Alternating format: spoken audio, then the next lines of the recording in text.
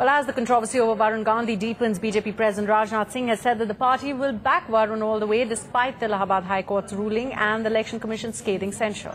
In an exclusive interview to NDTV's Nidhi Razdan, Mr. Singh said Varun has told him not just some portions but that the entire CD is doctored.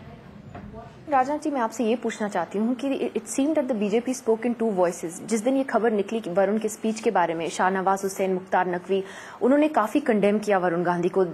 Shahnawaz जी ने ये भी कहा कि he should apologise. आपके रविशंकर प्रसाद ने कहा कि वो डिसोसिएट करते हैं उनके कमेंट से।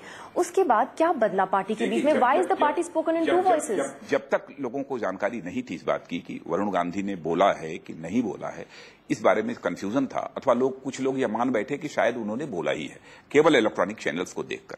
लेकिन बाद में जब लोगों को जानकारी हुई और जब वरुण गांधी से बात हुई तो वरुण ने जब ये कहा कि नहीं, ऐसा कुछ मैंने नहीं कहा है, वो हमारी वॉयस नहीं है और मैं इंसान और इंसान के बीच में नफरत नहीं पैदा कर सकता हूं, तब लोगों के समझ में यह बात आई।